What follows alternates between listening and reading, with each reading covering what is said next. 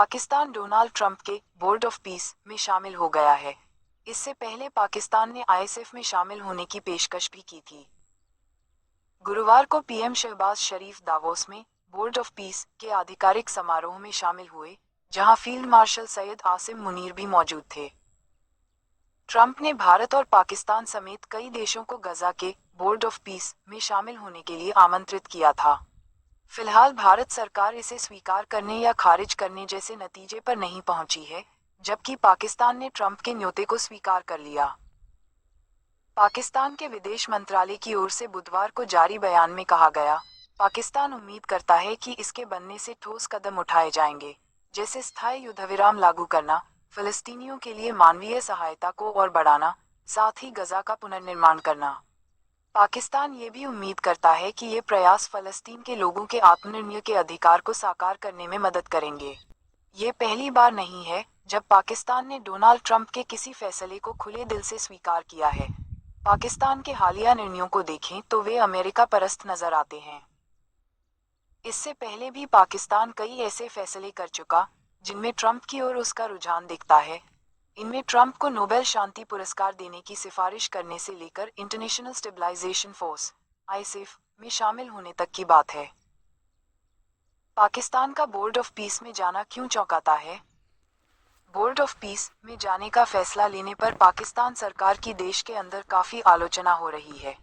विश्लेषक मानते हैं कि पाकिस्तान अपनी पारंपरिक विदेश नीति से हट गया है।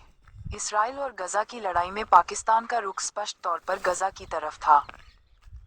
जेएनयू के साउथ एशियन स्टडीज के प्रोफेसर संजय भारद्वाज का कहना है कि पाकिस्तान के लोगों की भावनाएं गजा की तरफ रही हैं, लेकिन यह वहां की हुकूमत के लिए खास मायने नहीं रखता।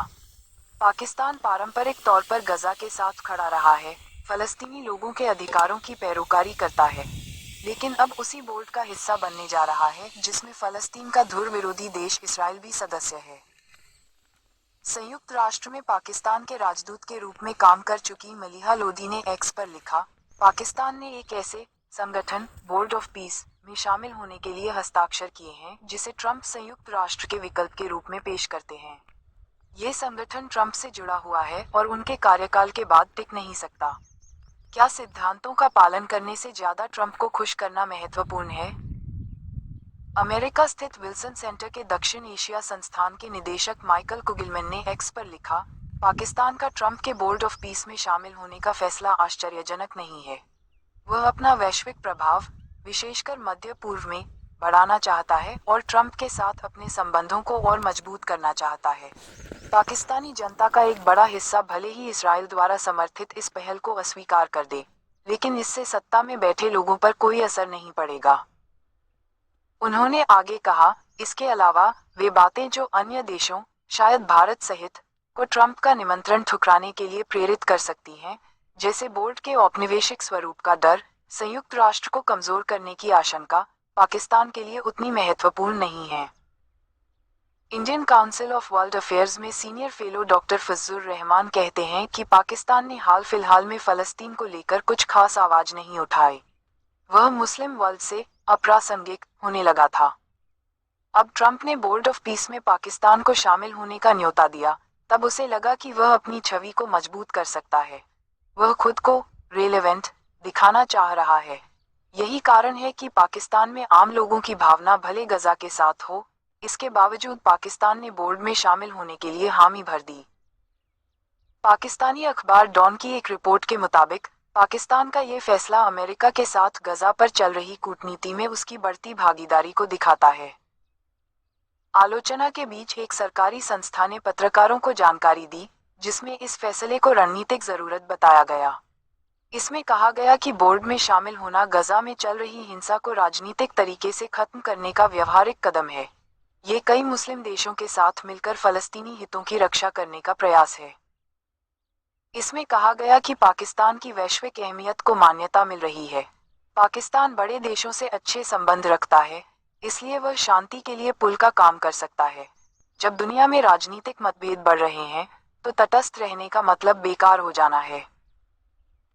पाकिस्तान में इस फैसले की आलोचना हो रही। मानवाधिकार कार्यकर्ता और पाकिस्तान के पूर्व सेनेटर मुस्तफा नवाज खोखर ने लिखा, पाकिस्तान द्वारा बिना किसी सार्वजनिक बहस या संसद की राय लिए बोर्ड ऑफ पीस में शामिल होने का निर्णय राष्ट्र के प्रति इस शासन की उपेक्षा को दर्शाता है। उन्होंने इस निर्णय को 3 आधारों पर गलत बताया। बोर्ड ऑफ पीस संयुक्त राष्ट्र के समानांतर एक प्रणाली स्थापित करने का एक औपनिवेशिक प्रयास है। इसका चार्टर ट्रंप को बिना किसी तंत्र के अपने व्यक्तिगत और अमेरिकी एजेंडे को लागू करने के लिए तानाशाही शक्तियां देता है। स्थायी सीट के लिए $1 अरब का टिकट है। दूसरे शब्दों में यह इसे एक अमीर लोगों का क्लब बनाता है। ऐसे क्लब अक्सर क्या करते हैं, इसका अंदाजा लगाना किसी के लिए भी मुश्किल है। पाकिस्तान के सेनेटर मजलिस वहदत मुस्लिमीन (MWM) के प्रमुख अल्लामा राजा नासिर अब्बास जाफरी ने लिखा, मैं सरकार के उस फैसले की निंदा करता हूं जिसमें वह अमेरिकी राष्ट्रपति डोनाल्ड ट्रंप की बोर्ड ऑफ पीस में शामिल होने जा रही है। ये फैसला नैतिक रूप से गलत है और इसे किसी भी तरह से सही नहीं ठहराया जा सकता, न सिद्धांत के आधार पर न नीति के आधार पर। ये योजना शुरू से ही गलत थी। इसे युद्ध के बाद गजा के लिए बाहर से चलाई जाने वाली व्यवस्था के रूप में बनाया गया था। इससे फलस्तीनी लोगों का अपना शासन चलाने का अधिकार छीन लिया जा रहा है। उन्होंने लिखा, पाकिस्तान के नाम से इस कोशिश में शामिल होने से ऐसा लगता है कि पाकिस्तान एक ऐसी व्यवस्था का समर्थन कर रहा है जो संयुक्त राष्ट्र को किनारे कर देती है और अंतर्राष्ट्रीय कानून की जगह एक व्यक्ति केंद्रित राजनीतिक मंच ला देती है। यह इस्लामाबाद की अपनी नीति से मेल नहीं खाता, क्योंकि पाकिस्तान खुद कश्मीर जैसे मुद्दों पर संयुक्त राष्ट्र और बहुपक्षीय मंचों पर भरोसा करता है और अंतर्राष्ट्रीय कानून को सबसे ऊपर रखने की बात करता है। बोर्ड ऑफ पीस में जाना एक ऐसा फैसला है जिस पर पाकिस्तान को बाद में पछताना पड़ेगा। पाकिस्तान तहरीक-ए-इंसाफ (PTI) के नेता और विपक्ष के पूर्व नेता उमर अयूब खान ने लिखा, मेरी निजी राय में शहबाज शरीफ की जबरन सत्ता में आई सरकार को गजा में बोर्ड ऑफ पीस में शामिल होने का फैसला जनता की ओर से लेने का कोई नैतिक अधिकार नहीं है। इस फैसले पर संसद में बहस नहीं हुई है। पाकिस्तान की अधिकांश जनता इसके खिलाफ है। हालांकि कुछ विश्लेषक शांति बोर्ड में पाकिस्तान की भागीदारी को एक अच्छा निर्णय मानते हैं। अमेरिका स्थित विश्लेषक कामरान बुखारी, जो अमेरिकी नीति और मध्य पूर्व मामलों पर बारीकी नजर रखते हैं, कहते हैं, अच्छी बात यह है कि पाकिस्तान इस बोर्ड में एक हितधारक बन गया है। कामरान बुखारी का मानना है कि बोर्ड में शामिल होने के बाद आप एक हितधारक बन जाते हैं, आपको राजनीतिक चर्चा में शामिल होने का अवसर मिलता है और यह एक सकारात्मक बात है। आईएसएफ में शामिल होने पर भी आलोचना। इंटरनेशनल स्टेबलाइजेशन फोर्स (आईएसएफ) गजा में शांति और सुरक्षा स्थापित करने के लिए संयुक्त राष्ट्र द्वारा अनिवार्य एक बहुराष्ट्रीय बल है। इसे गजा पीस प्लान के तहत तैनात किया जा रहा है। पाकिस्तान के डॉन अखबार ने राजनयिक सूत्रों के हवाले से बताया है कि पाकिस्तान आईएसएफ के हिस्से के रूप में 3,500 सैनिकों की तैनाती पर विचार कर रहा था। तब पाकिस्तान की पूर्व राजनयिक मलिहा लोधी ने एक ओपिनियन पीस में लिखा, आईएसएफ का काम हमास पर पुलिसिंग करने का हो तो पाकिस्तान को इसमें शामिल होना नहीं चाहिए। इससे पाकिस्तानी सैनिक हमास से सीधे टकराव में आ जाएंगे। फिर ये दावा कोई नहीं मानेगा कि पाकिस्तानी सैनिक फिलिस्तीनियों की रक्षा के लिए हैं। तैनाती में इसराइल के साथ करीबी सहयोग होगा, जो बिल्कुल भरोसेमंद नहीं है। अगर इस्राएली सेना आईएसएफ के पाकिस्तानी हिस्से पर गोली चलाए तो क्या होगा? साथ ही इसराइल के साथ सहयोग का मतलब इसराइल को अप्रत्यक्ष मान्यता देना होगा।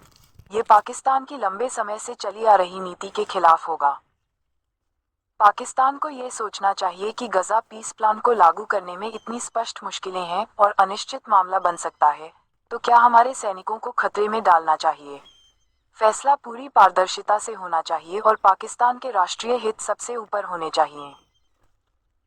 क्या पाकिस्तान ट्रंप को खुश करने में जुटा है? पाकिस्तान ने अमेरिकी राष्ट्रपति डोनाल्ड ट्रंप को खुश करने के क्रम में उन्हें नोबेल शांति पुरस्कार देने की सिफारिश भी की थी। पाकिस्तान ने कहा था कि डोनाल्ड ट्रंप को भारत और पाकिस्तान युद्धविराम में भूमिका निभाने के लिए नोबेल शांति पुरस्कार के लिए नामित किया जाए। तब मलिहा लोधी ने कहा था, खुशामद नीति का आधार नहीं बन सकती। ये दुर्भाग्यपूर्ण है कि सरकार ट्रंप को नोबेल शांति पुरस्कार के लिए नामांकित कर रही है। एक ऐसा व्यक्ति जिसने गजा में इसराइल के नरसंहार का समर्थन किया और ईरान पर इसराइल के हमले को एक्सीलेंट बताया। ये कदम पाकिस्तान की आवाम के विचारों को प्रदर्शित नहीं करता। बीते साल सितंबर में पाकिस्तान के प्रधानमंत्री शहबाज शरीफ ने भारत पाकिस्तान के बीच जंग रुकवाने का श्रेय अमेरिकी राष्ट्रपति डोनाल्ड ट्रंप को दिया। उन्होंने संयुक्त राष्ट्र महासभा को संबोधित करते हुए कहा, यदि राष्ट्रपति ट्रंप ने पाकिस्तान और भारत के बीच तनाव में दखल नहीं दिया होता तो युद्ध के परिणाम विनाशकारी हो सकते थे। पाकिस्तान अपनी पुरानी विदेश नीति से हटकर भी डोनाल्ड ट्रंप के पक्ष में क्यों खड़ा हो रहा है? इसके जवाब में प्रोफेसर संजय भारद्वाज ने कहा, इमरान खान की सरकार के दौरान पाकिस्तान के रूस और चीन से संबंध अच्छे हुए थे। इससे अमेरिका की पाकिस्तान पर पकड़ कमजोर हो गई थी। लेकिन फिर सत्ता परिवर्तन हुआ, जिसमें जनरल आसिम मुनीर की अहम भूमिका निभाई। नई सत्ता अमेरिका से नजदीकियां बढ़ाने के तमाम मौके खोजती रही है। अमेरिका से पाकिस्तान को कुछ फायदे हैं। पाकिस्तान की अंदरूनी राजनीति, टीटीपी से जुड़ा सुरक्षा का मुद्दा और आर्थिक मदद के लिए वर्तमान शासन को पश्चिमी देश, अमेरिका, पर निर्भर होना पड़ रहा है। इंटरनेशनल मॉनिटरी फंड, IMF, से लेकर फाइनेंशियल एक्शन टास्क फोर्स तक में पाकिस्तान को अमेरिकी समर्थन की जरूरत रहती है। अमेरिका से नजदीकी बढ़ाने के चलते पाकिस्तान के ईरान से भी हालिया रिश्ते कमजोर हुए हैं। डॉक्टर फजलुर रहमान कहते हैं कि अमेरिका दुनिया का सबसे ताकतवर मुल्क है, उससे कौन दोस्ती नहीं करना चाहेगा। भले अमेरिका को पाकिस्तान की जरूरत हो या न हो, लेकिन पाकिस्तान को अमेरिका की जरूरत है। इमरान खान अमेरिका की गुड लिस्ट में नहीं थे, इस कारण उनका ये हश्र हुआ। वह कहते हैं, शहबाज सरकार को अमेरिका के समर्थन की आवश्यकता है। पाकिस्तान हर वह मौका भुनाने की कोशिश करता है, जिससे वह भारत से आगे निकल सके। हालांकि पाकिस्तान और अमेरिका के रिश्ते जिगजैग वाले रहे हैं। जरूरी नहीं कि आज रिश्ते अच्छे हैं तो कल भी ऐसे ही रहेंगे।